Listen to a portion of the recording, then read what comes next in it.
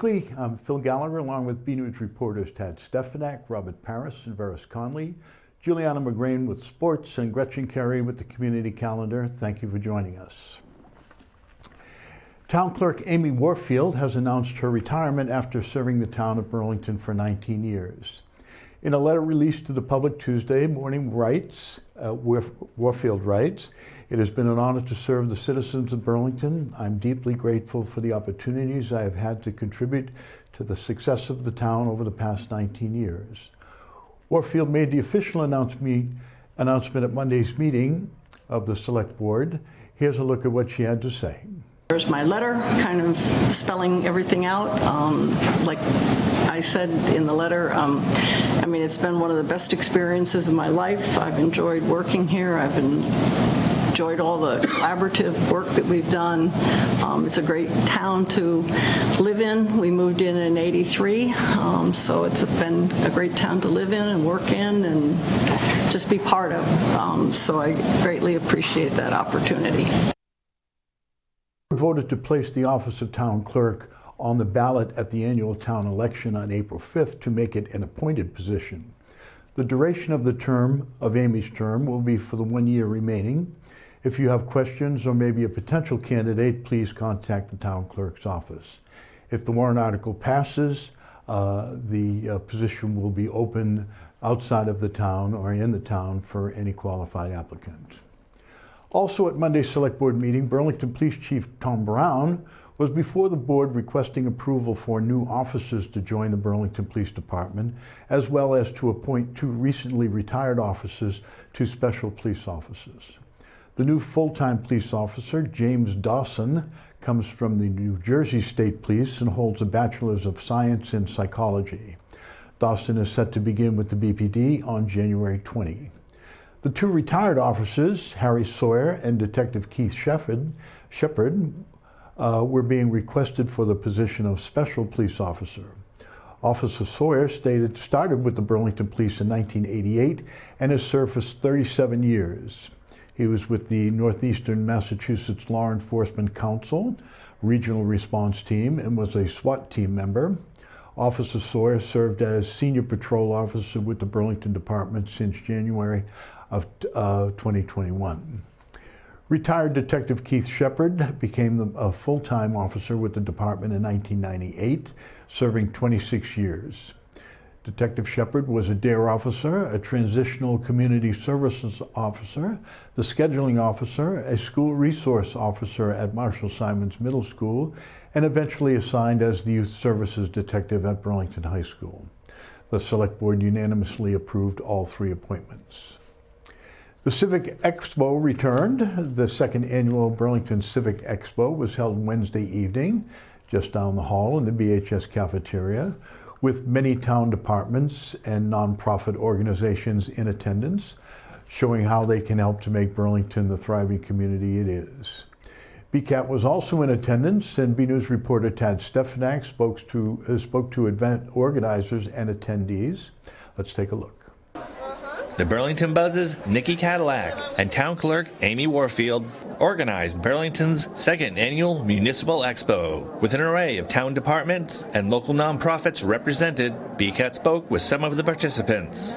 It took us a couple of years to get going, and Nikki came alongside and said, "Hey, I want to do something like this," and I'm like, "Yes, let's do it." Well, the planning board, we work on development activity, buildings, multifamily housing.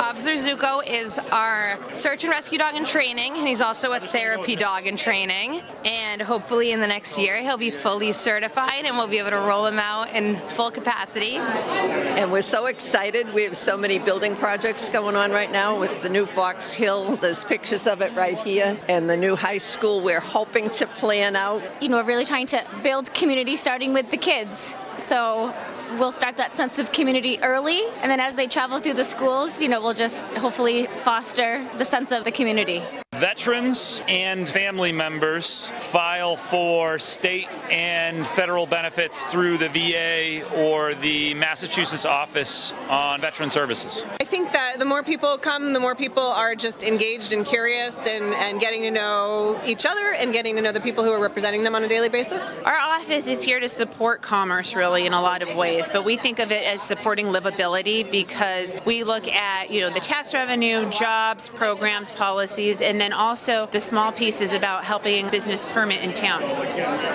I think HELP is really made up of the Burlington community. We have both helped and have helped from so many members of the community. We're responsibility for the safety, the health, and the quality of life within this community. And so we bring issues that involve Burlington and the challenges that Burlington faces, any help that we can give, along with statewide issues that we handle. I mean, I think it's a really good format, again, to get people engaged with the people who serve them. And because one of the things I always tell people is if you've got a problem, reach out to the department that is in charge of that and talk to the people. Well, this is a place to be able to get a face with a name as well as just talking to somebody on the phone. So I think it's an excellent format. From Burlington's second annual Municipal Expo, I'm BNEWS reporter Ted Stefanak.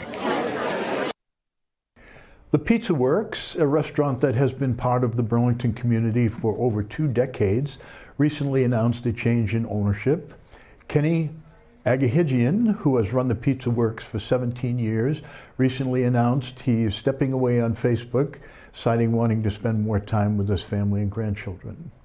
He writes, and I quote, "First, I would like to thank each and every one of you who have walked through our doors and supported the business. We have the best customers and many of you have become great friends. I would like to especially thank my loyal employees who worked hard and are the reason we're so successful. But to our customers, we have through the years made us what we are today, and I can't thank you enough for your loyalty and friendship. I will see some of you, I'm sure, and will certainly miss the ones I won't, but you will always be in my thoughts." The new owners took over Monday, January 13th, and were at the select board meeting that evening to introduce themselves to the public, mentioning that Kenny's shoes were impossible to fill, but they learned all the recipes and plan to carry on the tradition Pizza Works is known for. Another Burlington retailer is closing. Party City is going out of business and closing all of its retail stores by the end of February 2025, including the Burlington store located at the Burlington Crossroads Plaza on Cambridge Street. The decision was made following an exhaustive effort by the company to find a path forward that will allow continued operations in an immensely challenging environment driven by inflationary pressures on costs and consumer spending, among other factors, according to a press release from Party City. The Party City supply chain has been in business for over 40 years and operates approximately 700 stores nationwide as one-stop shop for all things celebration. During the going out of business sale, shoppers at Party City stores will be able to take advantage of deep discounts on merchandise while supplies last. Planet Fitness announced the opening of its highly anticipated new Burlington Club in the former Burlington Bauer hockey space at 240 Middlesex Turnpike. This is a relocation of the Burlington Planet Fitness that was on Ray Avenue next to the Ice Palace. We are excited to relocate Middlesex Turnpike, welcoming both our existing Burlington members and new members from the area to a larger and upgraded club, said Bruce Edwards, CEO of Core Development and Management, a Planet Fitness franchise division. We always aim to create a workout environment where everyone feels accepted and respected in our brand new state-of-the-art and exceptionally clean fitness center, and look forward to welcoming the greater Burlington community to a new location. Stay tuned to BNEWS as we'll bring you a tour of the new location in the coming weeks. In addition to hitting the gym as an annual New Year's resolution tradition, Dry January has become a popular movement to start the new year off in a healthy manner. According to Beth Israel Leahy Health, there are many health benefits to not drinking alcohol. 1, improve sleep quality. Refraining from alcohol can improve your sleep quality. Not only does it likely mean fewer late nights, but it can reverse the negative effects alcohol can have on rapid eye movement, or REM sleep. This is one of the most important phases of your sleep cycle, during which your body restores and regulates itself. 2, weight loss, always a New Year's resolution. A light beer can have anywhere between 90 and 150 calories. A glass of red wine might come in at well over 150. With those numbers, some of us could be notching 600 calories or more on a night out, and that doesn't even count the late night pizza or fast food that sometimes follows. Better diet and exercise. If you struggle to stay true to a diet and exercise routine, one night out can really derail things, present company included. The subpar sleep and dehydrating effects of alcohol can make it difficult to hit the gym in the morning, and that caloric intake can make it seem like all your progress has gone up in smoke. Number 4 is more energy. The cumulative effect of improved sleep, weight loss, and greater commitment to your health goals can contribute to higher levels of energy during the day. Many restaurants provide non-alcoholic beverages, mocktails, and near beer substitutes. Be sure to ask about dry January alternatives next time you go out to either a bar or restaurant. And good luck in this endeavor. Boston artist Brent Bataclan, known for his mission to spread kindness through art, recently served as an artist in residence at Burlington High School. BNEWS reporter Veris Conley spoke to Bataclan during his residency. Let's take a look.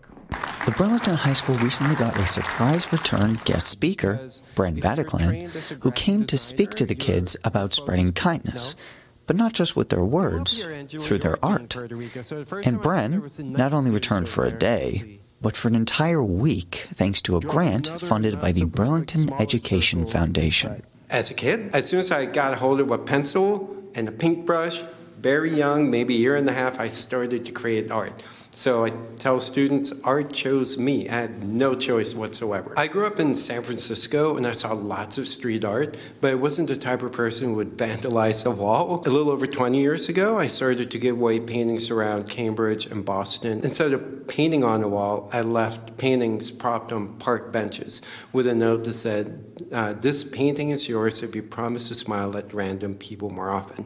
Massachusetts started to do anti-bullying work, and schools started to invite me to give presentations about being kind. So because about the kindness culture that I tried to spread, I was invited to give presentations and eventually paint murals. So this is the second time we've had Bren come, and he worked with students before and exhibited work. So it's amazing to see the energy that happens in the classrooms when the students get to ask questions of an artist and interact with them, and Bren did some great demos and taught the students his style, and they drew with him. It's just a great energy and wonderful experience for the students to learn directly from an artist and professional artist making their career. Bren chose a life of kindness, and he does that by giving away art for a smile. We even had English classes come through, and they had great discussions with him, but it all tied back to our core mission and core statements of the school. If Bren could spread one thing among the community, it would have to be joy. Like my exhibit right now, the title is Ligaya, which is joy or happiness in Filipino, Tagalog. So when they come to this room and experience my artwork, that they feel happiness. When I paint murals, I show the students how to draw my characters, and I paint their creations. So I painted over 350 murals. So I love collaborating with students because their ideas, a lot of the times, are better than mine. Thank you very, very much to Ms. Chang and to the Burlington Education Foundation for bringing me back here. I've been spending every day this whole week visiting classes and having students come to the art room to draw with me, to paint with me. So it's been wonderful. I would like, if possible, to find out what makes everyone here happy. Just remember, all it takes is a smile. And maybe some big googly eyes, too. This is Ferris Connolly from BNews. Sunday, January 19, has been declared National Popcorn Day by the Cinema Foundation. which is a nonprofit organization dedicated to promoting and expanding the cinema industry through audience engagement. Moviegoers may remember National Cinema Day in 2022, which was made possible by the Foundation's efforts when for one day only movie theaters nationwide offered tickets at a discounted price of $3. This year, the Cinema Foundation launched the initiative At the Movies with 4 days in the hopes of attracting audiences back to the theaters. Many national theater chains will be running special promotions on January 19. AMC Theaters, which is located in Burlington, will be offering unlimited refills on any size popcorn throughout the day. Down the street at Showcase Cinema in Woburn, members of their Star Pass program will receive a free small popcorn with any ticket purchase. January is typically not the biggest month for new releases, but there's plenty of popular films from last year still in theaters. You can visit our website for a list of recommendations from our entertainment reporter and resident cinema aficionado, Chris Flaherty. Up next is BNEWS Weekly Sports Report with Giuliana Magrane, but first let's take a look at our community calendar with Gretchen Carey. Hey everyone, I'm Gretchen Carey, and this is your community calendar. On January 25th from 11 to 12:30 p.m., the Made in Burlington store will be having a Valentine's bracelet class. Everyone is welcome. For more information and to register, go to the following website. On January 26th from 2:30 to 5:30 p.m., the Boston Desi Connection will be the third Republic Day of India at the UCC Congregational Church. For more information, go to our website. On January 28th from 4 to 7 p.m., the Burlington Public Library will have a mystery festival, including a Nancy Drew exhibit. Everyone is welcome. No registration is required. For more information, go to the library website. For more community calendar events, go to bcattv.org, burlingtonpubliclibrary.org, and burlingtonrecreation.org. I'm Gretchen Carey, and that was your community calendar. Hi, I'm Amy Poehler, and you're watching BCAT. Go Red Devils!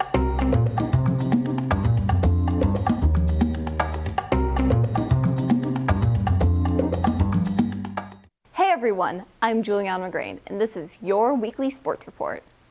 The basketball teams were on the road against the Middlesex rivaled Wakefield last Friday. The girls lost by an 8-point deficit of 40-33.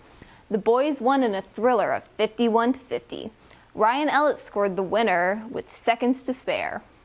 Both teams played against Belmont on January 14th and lost in close matchups. The boys lost by 4, 56-52 at home, and the girls lost by 4, 57-53 on the road. The boys are 6-3 and the girls are 5-4. Both are home against Wilmington on Friday night. Both hockey teams were home against Melrose. We were there to catch the action. It was a Saturday doubleheader for both ice hockey teams as Melrose came to town. The girls began first with a 2-0 lead before the end of the first period. Melrose caught up with them. At this point, it was a cat and mouse game leading up to a tie of 4-4 at the beginning of the third period. In the end, Melrose took the lead over the Devils with a 5-4 final. As for the boys, they won in a shutout of 2-0 against Melrose, scoring 2 goals in the final period. The girls team played another matchup at home the following day on January 12th. Let's take a look. Girls hockey competed with Boston Latin Academy at home. This game was one-sided for Burlington as they won big, 8-0. Emma Steiner had 4 goals, Caitlin Tremblay with 2, and Ava Ciccolini and Shayla Coker both had 1. On January 14th, both teams secured big wins against Wakefield. The girls had a 5-1 victory. Chloe Rabazzi had 3 goals, Ava Ciccolini and Caitlin Tremblay each had 1. For the boys, it was a shutout victory of 4-0. Connor McElroy had 2 goals. Jake Salone and Nick Tulipano each had 1. The girls are 6-3 and the boys are 5-3-1. Girls head coach Rick Sheehan received a special award in late December. Robert Paris has more. BHS Associate Principal Rick Sheehan was selected as the honor roll recipient at the 2024 Wasabi Bowl this past December. He was nominated by one of his athletes, junior Carly Weber. They had to write a narrative as to why I deserved the award. She wrote an essay about what I do for the program, and they obviously thought it was worthy enough. In the spring, Rick will be retiring from his position as the associate principal. It was extra special to be given this award, as he knows that he'll be going out on a high note. It's nice to be recognized. It just so coincidentally happens in the year, my last year here at the high school. Yes, I am retiring. I plan on retiring come June. It's a pretty special award, and it's a regional award. It's not even just the state of Massachusetts. It's all of New England. So it was a pretty big deal. Rick and the hockey team traveled to Fenway Park for the event, and he said it was a great experience despite the rainy weather. North Carolina playing UConn in a bowl game, which is pretty cool to go to, period. The weather didn't start out too great. On the bus ride down, it was raining, but by the time we get into the game, the rain had stopped. The weather was comfortable. It wasn't cold. We weren't really cold at all. It turned out to be a pretty decent day for it. The really nice thing that happened was the UConn Husky mascot came over and took a picture with the team. It's a very cool picture. Yeah, the Husky's in the middle of the picture, and the girls are all around the Husky, so they enjoyed it. They had a good time. They got their popcorn. They got their peanuts. It worked out well, for everyone. Rick had the opportunity to wave to thousands of people in the stands down on the field. Well, the good news is I didn't have to speak. They announced your name and they said, just give us a wave, when we announce your names. It was really nice. What they did is they invited all of the semifinalists to the game as well, and they recognized them standing in front of the Green Monster. So it was all the semifinalists and then the 3 award winners, myself and the other 2 teachers. So it wasn't there wasn't a lot of pressure. I didn't really have to say or do anything other than acknowledge my name being mentioned in front of the crowd. But it was a good crowd. It was a big crowd. Fenway Park's a pretty cool place to be. It's probably the most historic facility, athletic facility in the country. For sure. One of the reasons I am where I'm at is because of the girls that I coach, and I'm very lucky to do that. I feel the same way about the students at Burlington. I am where I am today because of the town of Burlington and the kids that have come into my life. And I've had nothing but great experiences and great memories. From the Burlington Ice Palace, I'm Robert Paris for BNEWS Sports. Max Schartzman and Cameron Bonnell competed in the Eastern States Classic this past weekend. Schwartzman lost both of his matches to Cole Desiano and Owen Blair. Bonnell lost his matches as well to Alex Emerazino and Nate Raz. The team competed in the Weymouth meet on January 11th. Burlington finished the day with 7 wins. You can check out the full list at bcattv.org/sports. The team lost to North Andover 70-7 on January 15th, standing at a record of 3-12. Both track teams competed in the Massachusetts State Track Coaches Association Northeast meet last weekend. 8 athletes had personal records from the evening. You can check out the full results at bcattv.org/sports. The teams defeated Stoneham on January 15th, upping their record to 3-2. Girls won 59-41 and the boys won 70-30. Notable first place winner were Sean Cox in the 55-meter dash, Ryan Brooks in the 300 meters, Lucy Clemens in the 300 meters, and Ashley DiMartinez in the 2 mile. You can check out the full results on athletic.net. Boys swimming returned to the pool on January 10th against Winchester, which they came out with an 88-79. The team is 1-3 this season and will have another meet against Melrose on January 16th. Girls gymnastics remain undefeated at 3-0 after a close 134-131 win against Melrose on January 10th. Burlington will be at home against Wakefield on January 16th. For more Red Devil action, check out our sports section at bcattv.org/sports and follow us on X at BNEWS Sports. That's all for this week. I am Giuliana Magrane. Back to you guys in the studio. Now for our photo of the week. Boston Bruins superfan John Sotheby sent in this photo saying, I was sent a photo of a man putting his footprints in the snow to make a huge caricature of a deer. It inspired me to draw something into Saturday's snowfall. The Bruins have been struggling of late, so why not put their logo in my yard? They won Saturday's game in overtime on a very strange goal. Coincidence, you say? We'd like to see your photos. The photos could be of something you see around town, the weather outside your own door, or even photos of your family members and friends and pets. Whatever you think is interesting and would like us to see and share. Email your photos to bcat@bcattv.org with the subject line Photo of the Week. And now it's time for you to choose your 2024 photo of the week, photo of the year. The photo that gets the most likes or loves in the album on our BNews Facebook page will be declared the winner. Voting will end on Friday, January 24th at 5 p.m. The winner will be honored with a special framed copy of their photo at our upcoming annual meeting and Appreciation Awards night. That's our BNews for the week. We'll leave you with a montage showcasing all the 2024 Photo of the Week entries. Following the news, stay tuned for a special segment from two of our resident crew members with their playoff picks for the games this weekend. I'm Phil Gallagher, and we'll see you again next week. Thank you.